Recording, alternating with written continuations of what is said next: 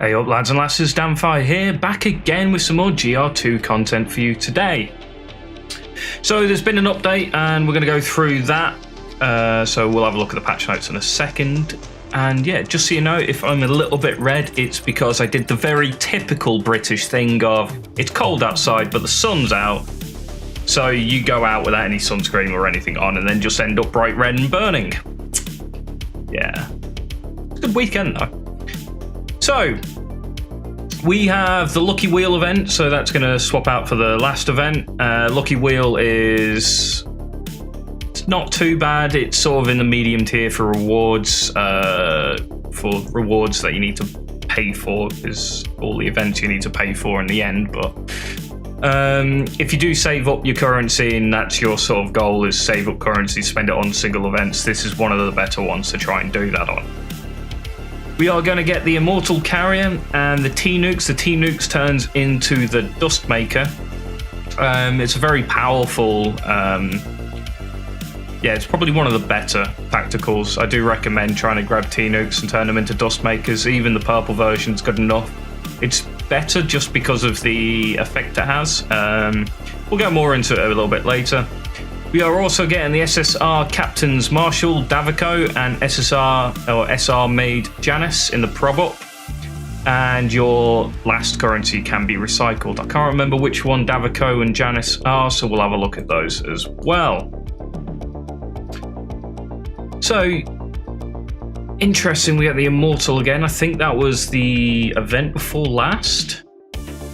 Was Immortals? I could be wrong. Oh, we had Monster last, didn't we? And then it was Epos before that. Then was it Red Dragon?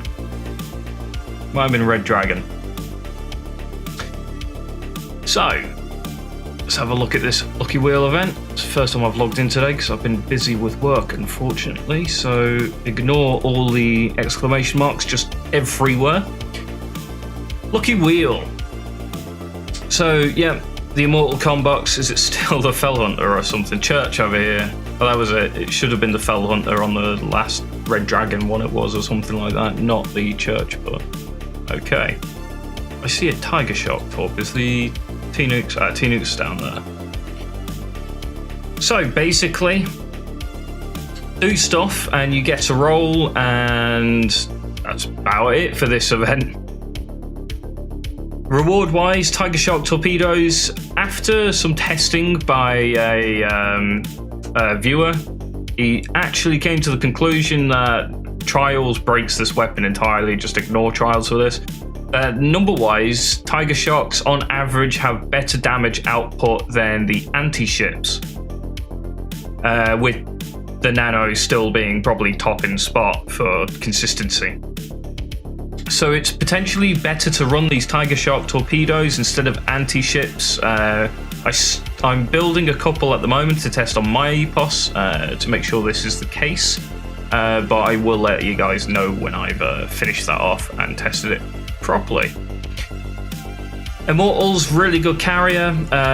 One of the better carriers, I think, in my opinion. It's got fantastic ability to tank just exceedingly large amounts of damage. It can sit there and just take a beating for a while, as long as there is no penetration on the enemy fleet. If there is, then it's going to drop like a wet paper towel.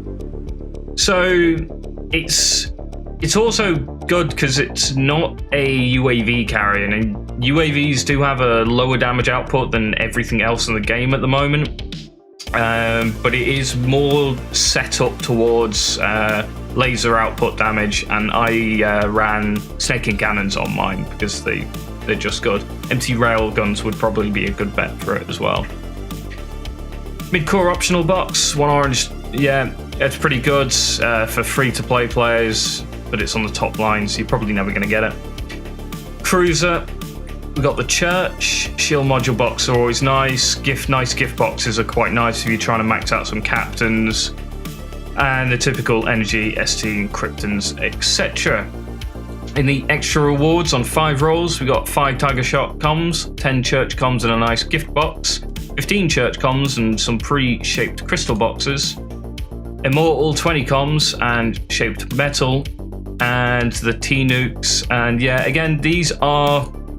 They're pretty good. Again, they turn into the Dustmaker, and I do rate the Dustmaker. I think it's a good tactical because of its ability, which allows it to...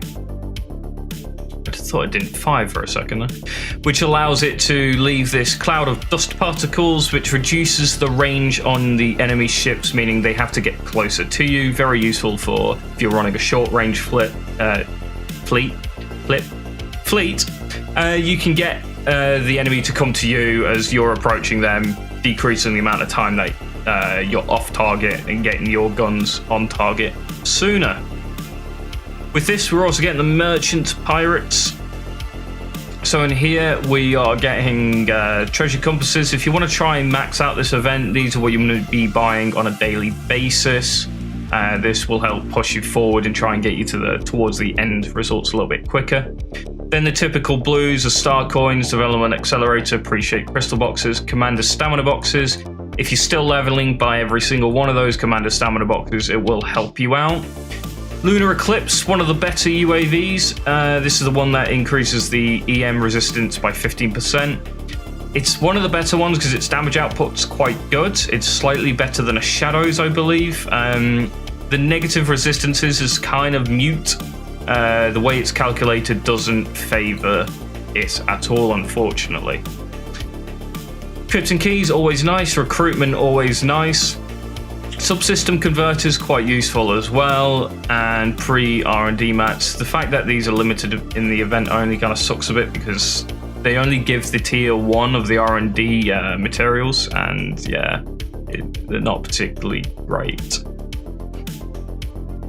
Other than that, we have the captains to look out. So captains have been swapped. So we've got, Daviko is that guy. And that's the shield woman then. So, Chambermaid Janice, when ally shields are destroyed, they give the effect of immune damage for a certain amount of time. This works very much the same way that the EPOS and the Red Dragon's ability works, which is once their shield drops, they ignore a certain number of damage, a certain amount of damage instances apply to them. So in some cases that could be a Dustmaker hitting the hull doing 0 damage. In other cases it could get hit by a bunch of snaking cannon shots and be pretty much pointless in that instance. She's not terrible, but she's definitely maybe C or B tier, so she is quite mid-tier. Daviko, similar sort of issue here. He's got this great tanking ability, but it only affects a single enemy target, which unfortunately, it's not particularly good. If it forced an entire enemy fleet to attack him and does the damage reduction, you'd probably be pretty high, might be even A tier at that point, but due to the fact that it is a single enemy that his skill applies to, it's almost pointless, to be honest with you. There are captains that have similar damage reduction that's always active or much easier to activate, so it doesn't make much sense. The taunt's quite nice, I guess, though. Anyway, guys, so that is the event and the captains. And yeah, so there is a little announcement. I can't give you full details of it. I have got more information, but the devs have asked me to keep stum on it for a little bit while longer. So when they give me the go-ahead, we're going to have a big reveal. But there is a big update coming mid next month. That's definitely going to change up the meta a fair bit. Well, hopefully we'll change up the meta a fair bit. Other than that, channel-wise, next month I will be back to streaming every Friday and Saturday. Work is going to calm down for me at that point, so I'll be able to get back onto it. So you guys can come and chat and hang out and have a beer. Other than that, have a good one, guys, and I'll catch you next time.